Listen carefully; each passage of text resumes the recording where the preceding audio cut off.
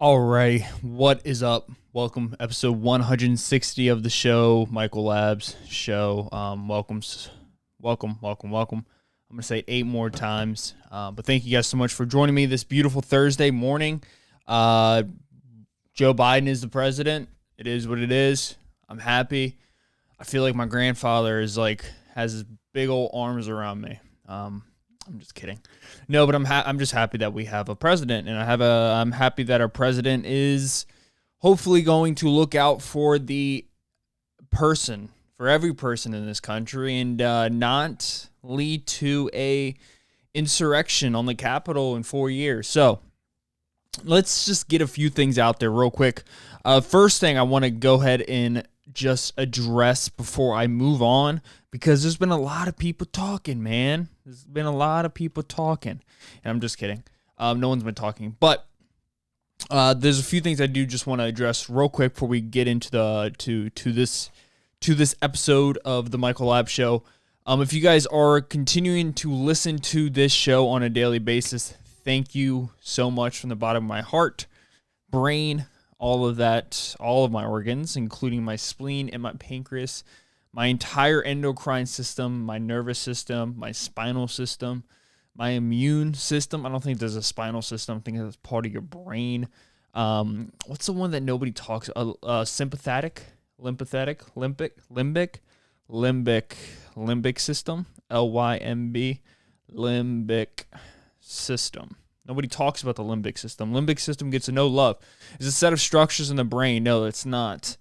How many systems are in the human body?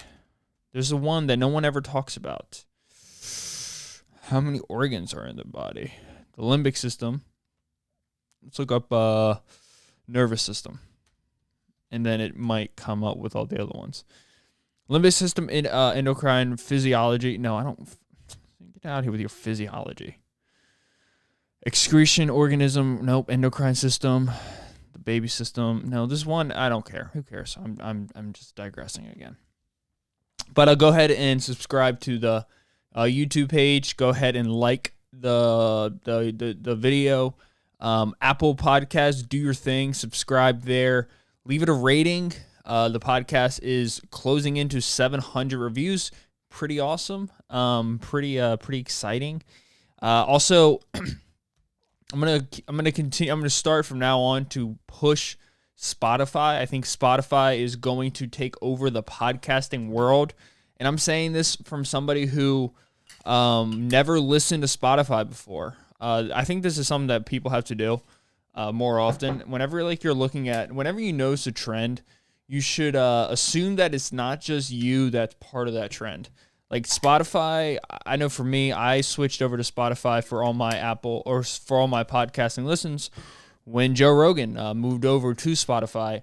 And before that, people were even telling me that like someone put a poll up on their Instagram of Apple or Spotify, and it was like a 75-25 split, like 75% Spotify. And I think it's going to take over the podcasting industry.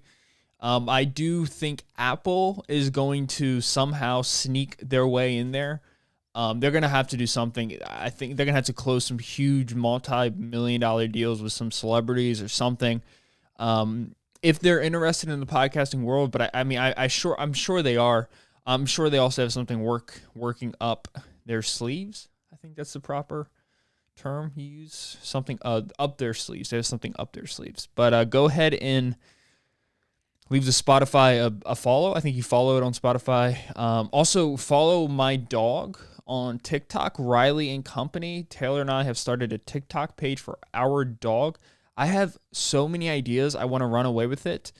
There's so many things I want to do with it. I'm already brainstorming so many things. Like I have a very hard. I do have the ability, but it's a lack of discipline. I think whenever I start a venture, I immediately start looking at it as, what can I do with it business-wise? And it's not because I'm a greedy capitalist, but it's maybe there's a sliver to that. but mostly it's because I just like to capitalize on things. Capitalism. I like to capitalize on things, and there's so many things I want to do. I want to make like shirts. There's so many things. So many things. Riley and Company. Go ahead, check out the TikTok. TikTok is where it's at. My first TikTok video, I can pull it up here. I've been on TikTok probably too long, to be fair. I'm going to go ahead and pull it up right here. My first TikTok was back on September 1st of 2019, and I put, "Is this how you use TikTok?" And it's a video of my girlfriend and I like doing the vibration sound with our lips in slow motion. And then I just started putting up random stuff. But I've been on the TikTok game for a good bit of time. 100 views, 200 views, 636 views, 200 views, 230 views, 1,000 views. That was my best one. But I think we're on to something here with the with our dog Riley, and where I'm gonna do things with it that she may or may not know, but she will know eventually. But she doesn't listen to the podcast, which is fine. Like, when I first started it, I thought people in my personal life were going to listen to it. But then I realized, wait, Mike, you're just an egomaniac because those people already listen to you on a daily basis. Why would they want to continue to listen to you through a podcast platform? So it was just me being delusional and having delusional thoughts. But there is a few things I do want to cover. I had something like a joke, like something that could bring us all together in a country.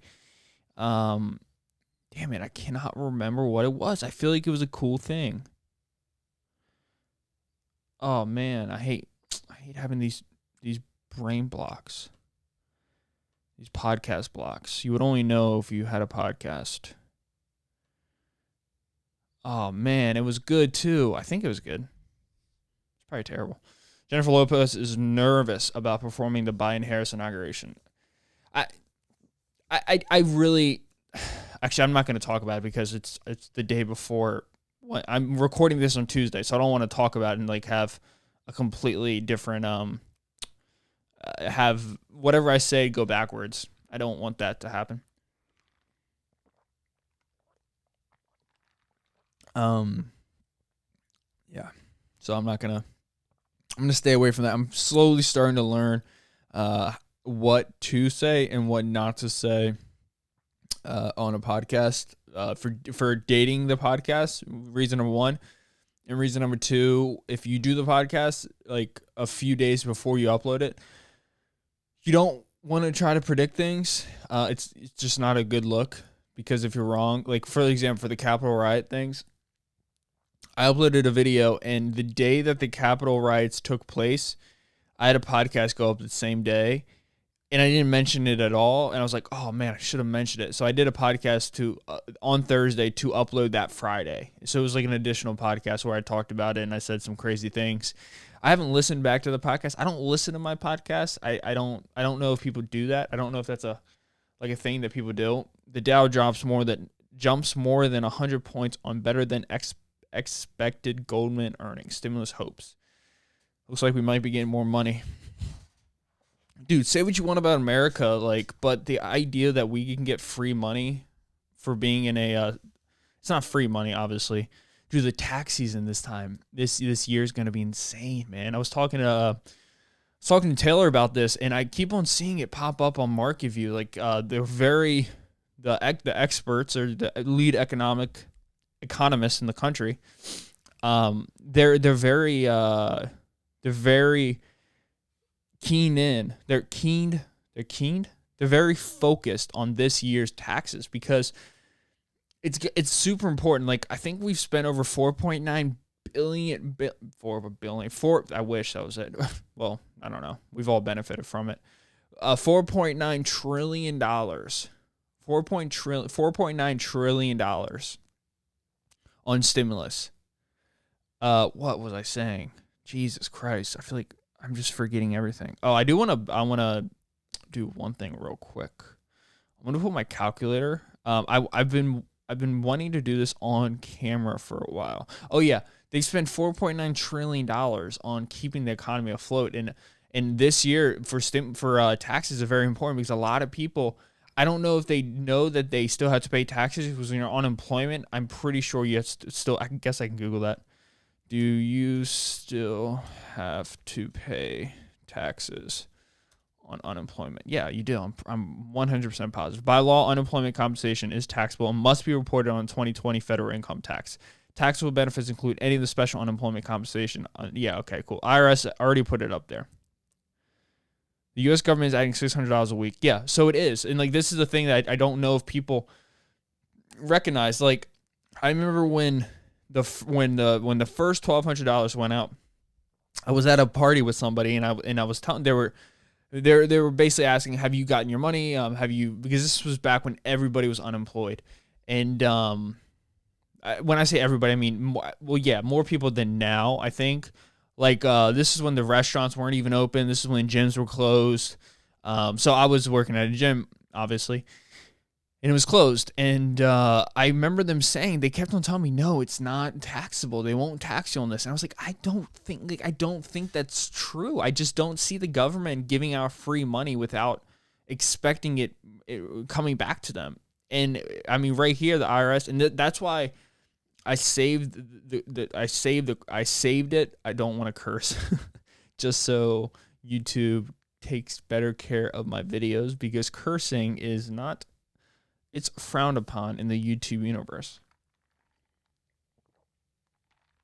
But yeah, so I was worried. I was like, I mean, they're giving us so much money.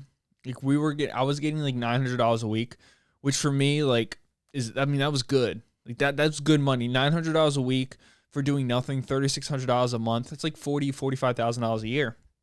I was like, okay, this is awesome, but they're definitely going to tax it. Like, there's no way that the government just gives free money and doesn't keep their hand in it as they give it to you, you know? So this tax season is super important because a lot of this money that we gave out, we need it to come back. Like, the whole idea of a stimulus package is you give people money to stimulate the economy. There was a senator who said, we can't give out, this was before the second one. This was after the second one got passed, or $600 checks, and then Donald Trump, to make a last fighting chance to be loved by, I don't know. I don't know if he wanted to be loved by Democrats or just hated by Republicans. He seems like the kind of guy that is willing to shoot himself in his own foot to, like, lose a race. Like, I don't know. I don't know what he did, but he must have, like, been on, like, a coke binger, and he decided that he wanted $2,000 for everybody instead of $600. And some senators said, well, no, we can't do that because people are just going to use it to pay off their student debts, to invest into the market, and to buy stuff from Amazon and Walmart. I'm like, that's literally exactly what you want. That's the exact goal of a government when they give out stimulus money, is to put it back into the economy. However you put it back into the economy. Maybe the school thing, not as important. Dude, I had somebody come up to me and they told me I had somebody come up to me, and this is crazy to me. This is crazy to me that this is like, and I'm not blaming the person. I'm not blaming the schools. I'm not blaming anybody. But and maybe this is a common thing, and I don't know it, because the one thing that I promised myself with school is that the way I'm going to do school is I'm going to pay it off as I go, because I don't want that debt on me. Like, if you know anything about, like, finances, debt is the enemy. Like, debt that you don't feel like you have control of is not good. Other debt's fine because it builds your credit and all that, but, like, some debt is just, it's very dangerous. And this person was telling me that they have $150,000 worth of debt. And if they go for their master's, it's going to double it. $300,000 worth of debt. This person was like 40 years old, right around that edge. I'm like, what are you doing? That seems crazy to me. That somebody would intentionally put themselves in $300,000 worth of debt to get a master's degree in a job that pays $80,000 to $120,000 a year, you're 40, you probably have 30 to 50 years left on this planet. If taking you 20 years to accumulate $150,000 debt, it's going to take you 5 more years if you go with the master's plan to get to double that debt, which is insane to me. No masters, I don't. Maybe it is worth it. I guess I don't know for some people, but the mental and the emotional strain that would be put on me if I knew that the moment I walked into my master's program, I just doubled my debt.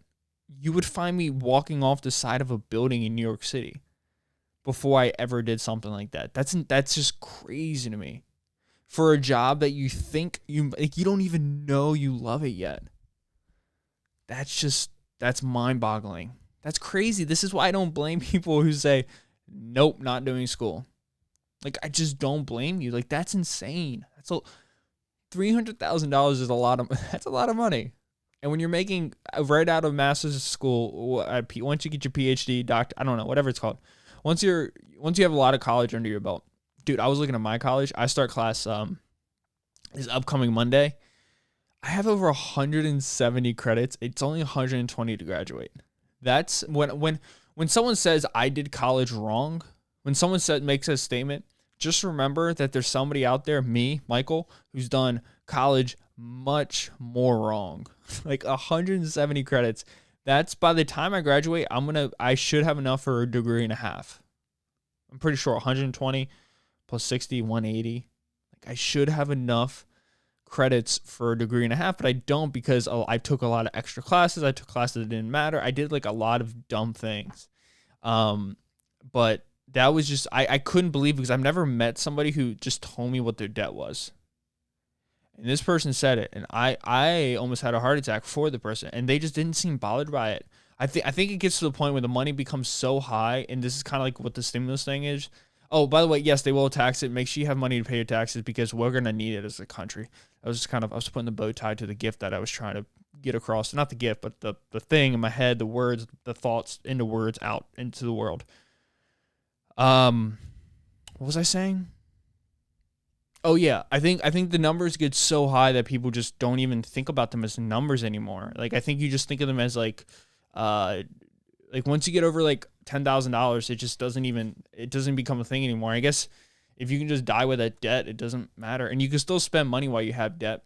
It's working debt, right? You pay it off as you go. I don't know. When I graduate, I'm gonna have no debt with school. Hopefully, no debt with anything. Just be debt free, and yeah, that's intense. Person told me that, and I was like, oh my. I want to do a thing real quick with the investment calculator. I don't know if you guys have ever heard of it, but I want to just show people investment. You guys can do this along with me. If you're on YouTube, just go ahead and grab a calculator. I guess you can just grab your phone and pull up. You can go to calculator.net/investment, or you can just Google investment calculator. So what I want to do is I want to put all the money that we've been given through the stimulus packages. And before I do this, I'm talking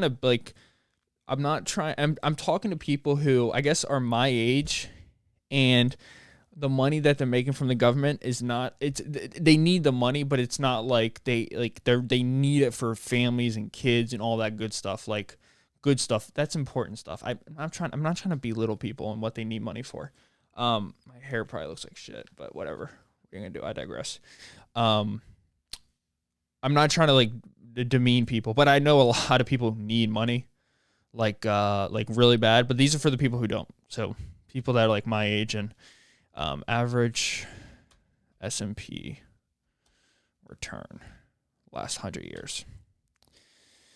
So the average annual total return on S&P over the past 90 years is 9.8%. Yet from 1928 to 2016, only 6 years finished with a gain within 5 and 10%, according to the LPL Financial. So we're going to go over the last 90 years. So from 2020 to 1930 to 2020, we're going to take those 90 years and we're going to have a 9.8% return. That's the average return on the S&P. This is if you just keep your money, the S&P 500, the 500 biggest companies in the on the stock market. I'm going to take these companies and I'm going to show you what that initial $1,400, $1,200 that people were given through the CARES Act, plus the additional $600 you were given. So just that right there, the $1,800. And if you just put that in the S&P, one-time payment, $1,800, starting amount, you guys can see it right there if you're on your phone, Apple, whatever. Your starting amount, $1,800. Let's just say I'm 24 and by 30 years old, so 6 years. 9.8, and this is important stuff. I think this is stuff that people don't talk about, and this is one of the things that I really want to do with my my podcast is talk about finances from my perspective. By the way, not an expert. I want to say this as much as I can. Not an expert, but I think people need to know this because this is a good way for you to make money. So this is $1,800 of the free money that the government gave you, that you didn't have to work for, that they just gave you because the whole idea was to stimulate the economy.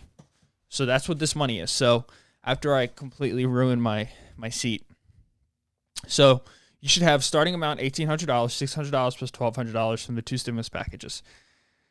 And I'm going to put in $1,400 soon, just so you guys can see how much the $1,400 extra dollars does. $1,800, and assuming that they pass the bill, which I really do, I think they do, because the Senate's going to have to flip 10 Republicans to vote Democrat on the stimulus package, and I'm pretty sure 10 Republicans would end up doing it. I'm pretty sure 10 Republicans have flipped a lot for a lot of things this year. So after 6 years, this is only 16. This is when I'm 30 years old. 9.8%, which is assuming that's over a 90-year period for the S&P. This is just in the S&P 500. And I told a friend about this, and I hope you're doing it, man. I'm telling you, this is a good move. And this is money that you're not going to, you just got to treat it like a 401k. Don't remove it. There's no reason to remove it. Just keep it in there. Just keep it in there and let it build. So $1,800 after 6 years, 9.8% return, adding no money to it. By the time I'm 30 years old, I would have gained $1,354 in interest. That's doing nothing. That's just interest coming out of it, not adding any money. So let's say after 6 years, adding $10 a month. We just added, we went from $1,800 after 6 years, adding $0, 9.8% return. Our end balance is $3,154. We add $10 a month, which is manageable. $4,116 from that free money. Let's add $100 a month.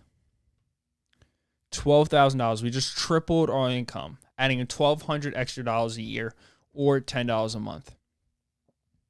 Let's go back to $0, adding $0 to the S&P. Let's just say by the age of 50, which is, I want to retire around 45, 50, at least not have to work. But let's say around 50. So that's 26 years from now, adding no money, 9.8% return. You're looking at $20,000. $20,000, $461.31. $20,461.31. That's how much money you're going to have. After 26 years, close your eyes. Don't forget about it. Let's add $10 a month. So $20,000 up to $33,000.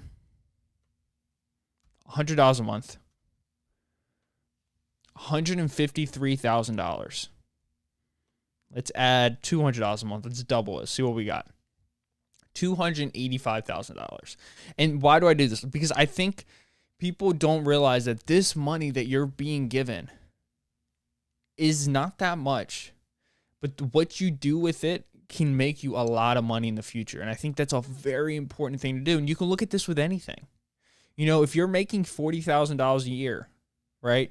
Your expenses are whatever, $35,000 a year. Take that $5,000 and invest it. Just put it in like the S&P, just something simple. By the way, not expert advice, not an investor. Don't listen to anything I say. This is just what I would do. If I were you, if this is me and I could afford $1,000, I would open up an S&P with $1,000. I would buy $1,000 worth of S&P, whatever that can give me. That can give me almost 3 shares right now, what the S&P is. 3698, just about 3 shares. If I just waited till I was 60 years old, and let's say I could add $4,000 a year, that's a lot of money a year. By the age of 30, starting out with $1,000, adding a continuization of $4,000 a year over a 6-year period, 9.8 return, $32,000. I just made $32,000. I added $24,000.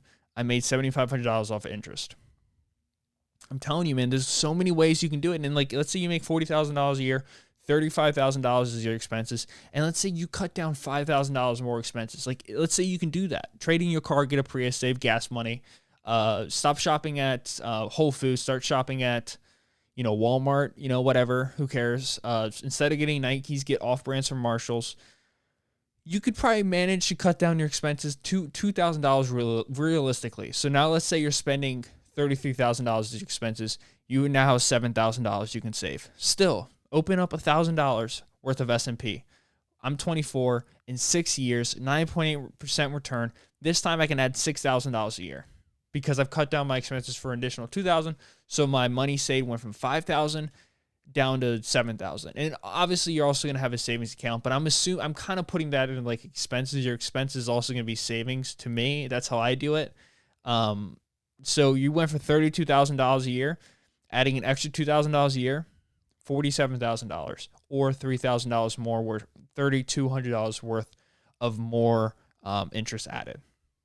I'm just saying, like, there's so many things you can do to build your wealth without breaking your back. I was talking to somebody, and I basically said, working hard is like the worst way to make money, and it is. It's not what I'm not saying that you shouldn't work hard to make money, but what I'm saying is there comes to a point where the amount that you're working, there's an opportunity cost to it.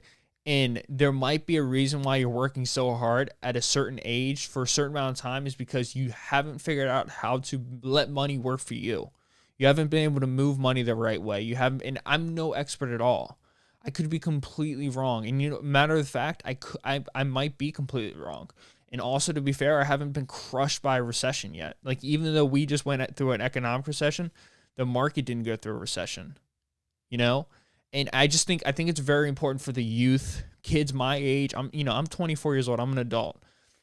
But kids my age, kids younger than me, we have to take finances in our own hands.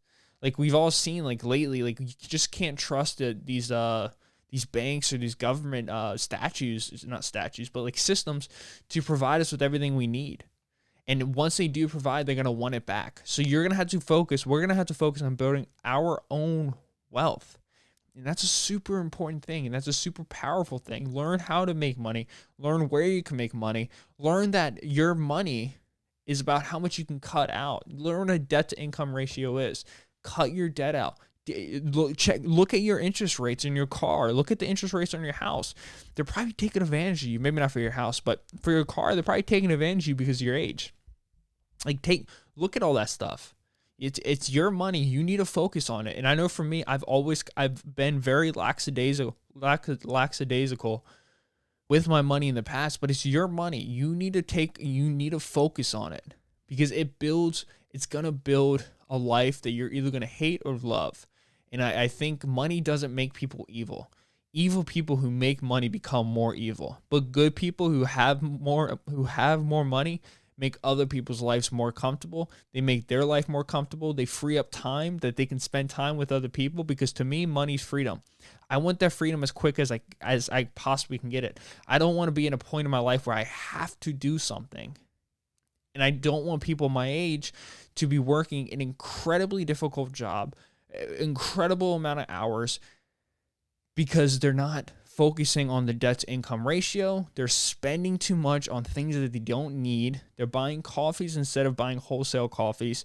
They're buying very high organic BS from like Trader Joe's or from Whole Foods, Whole Foods is owned by Amazon, literally the king of capitalism. But the reason why people who are anti-capitalism love Whole Foods is because they brand the crap out of the company and they trick your ass. I don't want people to be tricked. I care about people. I love humans, and I want us to all do well. and I want people to feel comfortable, and I want people to feel financially intelligent and smart. And this is my rant about Starbucks, dude. Starbucks is the most wild company in the world, and I'm going to end with this because this is what I wanted to talk about. I'm also going to clip this out and put this on Instagram because this is super fascinating. This is all just my opinion, and I don't know anything about Starbucks. I don't know the business model. I know I wanted to vote for the CEO and the founder as for president when he was running. Now this year for 2024, I think it's going to be Candace Owens, AOC. Candace, obviously Republican, AOC, Democrat. She might even run for the Socialist Party. Who knows? That might be an acceptable thing in 4 years. I'm not sure. I think it already is an acceptable thing in the underworld. What am I at on time? 30 and a half minutes. Okay. But Mark Cuban might run. I think he would probably run as a Republican, just because it's be easy to get that nomination. Oh, did I say AOC? I meant Kamala Harris. Because I don't know how much longer Joe Biden really has. Like realistically, not trying to be a jerk, but I don't know how much longer he actually has. Like his face. Have you guys seen his face when he does like interviews? It's pulled back so much. This dude's like not doing too well. I don't know like Joe Biden age. Yeah, he's 78 years old. The dude's old, man. Dude is old. Nancy Pelosi's 80 years old. Kamala Harris is 56. She's no spring chicken either. But she's a lot younger than Joe Biden is. Hunter Biden is 50 years old. He's an American lawyer. So it's exciting. Everyone's a lawyer. The best way to go to jail is to be a lawyer. Or the best way not to go to jail is to be a lawyer. God, the Biden family runs deep. Oh, that's I thought Joe Biden had a 16-year-old daughter. I wonder who Joe Biden's dad is. Look this up. I was like looking at like these families like that end up being like president or they make it the way to the top because they always have such like the ties always run really, really deep. Joe Biden's father. Looks like a G. Who was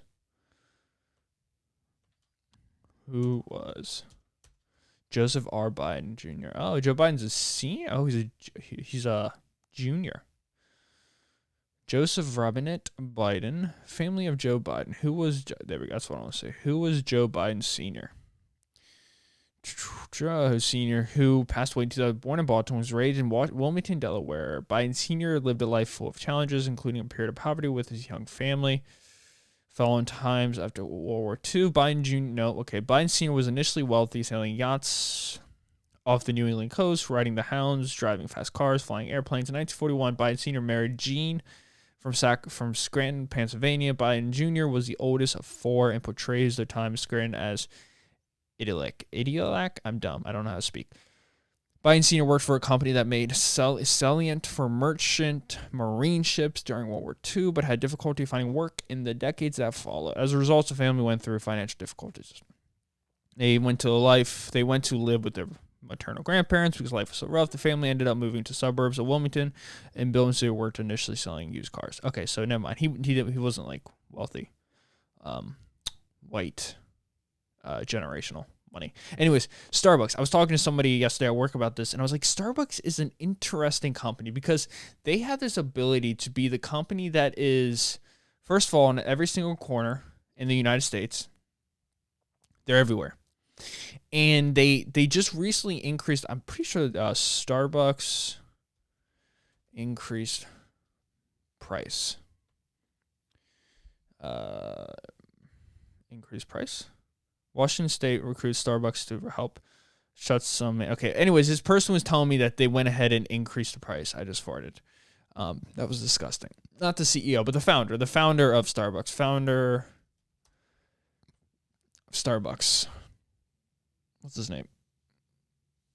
I don't even know. Howard Schultz. That's his name. Howard Schultz. That's the guy I was looking for. But this person was telling me that they increased prices, but this was the one that was in Giant, so maybe Giant had Starbucks increase the prices for like to pay rent or whatever. I don't know. I feel like Giant wouldn't have the leverage in a conversation with Starbucks. I feel like Starbucks would definitely have the leverage. I don't know the percentage of people that will walk into a Giant to get a Starbucks and just to get a Starbucks, but it's probably like 5%, 5 to 10%, I would say, give or take a few percentage points.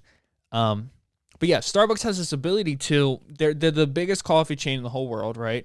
They are the pinnacle of capitalism. Everything about it. They reduce their cost as much as they can, right? They probably have the cheapest labor in the world grounding up their coffee beans. They probably have, people that probably aren't paid the best doing it overseas. They take a product that's already very, like, the margins on coffee are very high. Like, they're very good margins if you're selling coffee. And they already take a high profit margined product, and they increase the margin even more by reducing the cost of the coffee beans. But more than anything, by increasing the price of the coffee drinks, like the a venti frappuccino price.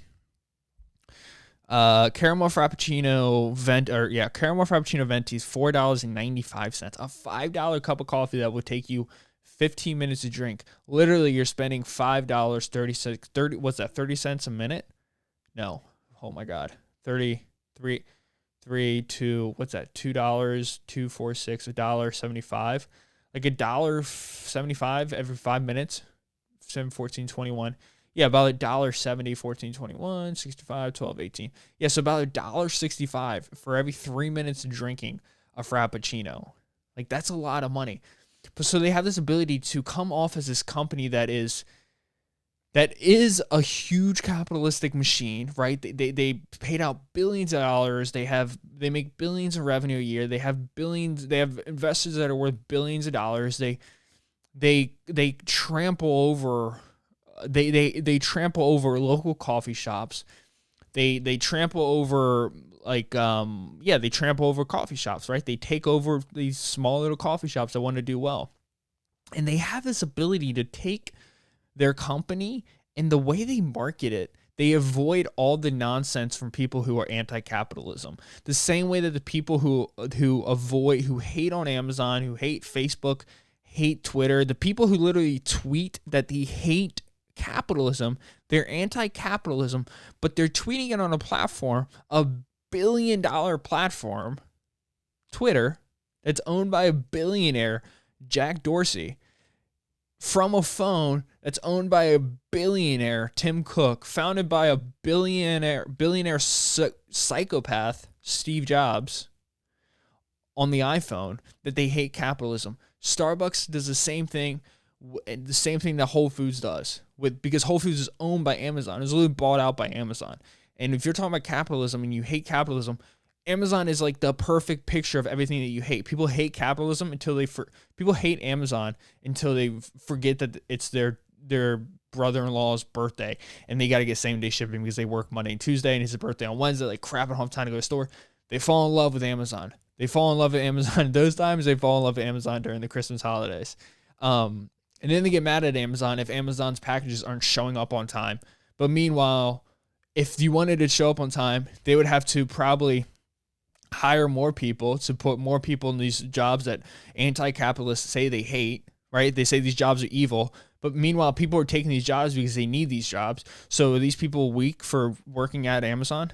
I can go on days and days with the contradictions in the thought process on why people hate capitalism. But Starbucks has this ability to take their average customer. I'm making broad generalizations here, broad stereotypes here. Well, generalizations, not stereotypes, because it's not on a race. But the average person who goes to Starbucks is somebody who is anti-capitalism, right? They don't like huge business. They like moms and pop stores. They're the people going to the small business rallies. They're the people going #Small Business Saturday right after right after they're recovering from Blackout Friday or whatever it is. Not Blackout Friday. Black Friday. Blackout Friday is from drinking and people dying and getting in car accidents after they drink all night on Thanksgiving. Or the night before Thanksgiving. Oh, Blackout Thursday. I'm talking about Black Friday. But like, their average customer is a person who hates capitalism, but they buy something that's $5, probably knowing, you would think they would know, that they're made from coffee beans in countries that these countries are forced to have Starbucks as the biggest supplier because there's no other jobs there. And if it wasn't for Starbucks, there would be no jobs. So Starbucks has the leverage to pay these people whatever they want, the same way that Apple does overseas with China, the same way that Nike does overseas with China. But it's all in the marketing. It's all in the branding. They make these people who hate capitalism love their coffee. And in my head, if I were Starbucks, this is what I would do. This is not a conspiracy. This is coming from my head only. If I were Starbucks, I would offer every small coffee chain around me, because I know I'm going to be fine. I'm Starbucks. I can do whatever I want. If I could crush that coffee shop if I wanted to, I would just open up across the street. Just outprice them, price match them, just slightly under them. That's what I would do. Also, the issue with coffee shops is that there's a lot of space for just a little product, right? So, like, it's kind of expensive. And you don't have recurring income because you have people who take up space and they don't constantly buy things. So you don't have a recurring income happening within like 2-3 hours unless you have a drive-through. But a lot of these small local coffee shops don't have drive-throughs because drive-throughs cost money. You need technology. You need to be fast-paced, blah, blah, blah, blah, blah, everything capitalism related. If I were Starbucks, what I would do is I would offer like a 5% buy-in. I'll give these small coffee shops like a $10,000, $20,000, $30,000, $40,000, $50,000 investment.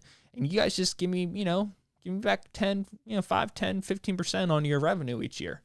That way, if I'm Starbucks, I can control who is building coffee around me, the coffee shops around me. And at the same time, I can also say I'm giving back to small business, because I'm pretty sure Starbucks does give back to small businesses. But it just seems like a perfect idea. But the reason why I bring up Starbucks so much, I have been in this episode, is because they're brilliant when it comes to marketing. They get people who say they hate the power of capitalism, they hate the stock market and all that good stuff. Meanwhile, they're broke. Meanwhile, they're also shopping for organic watermelons at Whole Foods. First of all, not knowing what organic actually means, not knowing that organic's actually not regulated by the FDA. It's regulated by organic's own company, own regulator. And they're buying $5 coffees made from people overseas who don't have the best working conditions. And the people who work at Starbucks are people who are anti-capitalism. It doesn't make sense.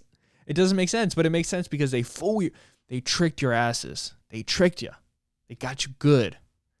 They tricked you. Starbucks tricked you, and that's okay. That's okay. It's okay to get tricked by Starbucks because you like their coffee, man, and you're an addict, and it's a drug, and caffeine's an addiction. But it's not. But it's marketed as not an addiction. It's marketed as, well, this is how you get more done. But why do they want to get that? Why do they want you to get more done? So they can make more money.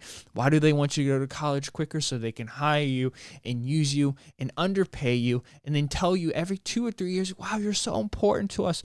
And they give you a pay raise that's only 30% of your value, but they keep patting you on the back through a 30-year period, giving you a 2% raise every 2 years and saying you're doing a great job here. And then since you have no self-esteem, you start to believe, yeah, I'm worth that $2,000 raise. Meanwhile, your value is actually through the roof, but you're never going to realize it. You're never going to realize it. They got you. You're hooked. You're hooked. They got their claws in your neck. They're going to suffocate you. And the whole time you're going down, kicking and screaming that you hate capitalism. You, my friend, haven't realized they got you hooked. And you need a breakaway. Guys, thank you so much for watching this whole entire episode 160. I will see you guys. Maybe I might do an additional episode if something crazy goes down on Wednesday, so I could talk about it on Friday. But I may or may not, so I'm not 100% sure. But what I will do is I will see you guys on Tuesday, and hopefully next Thursday, this time next week, there's a special guest on. But I also have school starting up, and I didn't think about that when I got him on the show. But love you guys. Thank you so much for listening. Like, comment, subscribe, do other things. I'll catch you guys in episode 161 of the show with me and Michael Lives. Peace out, sir.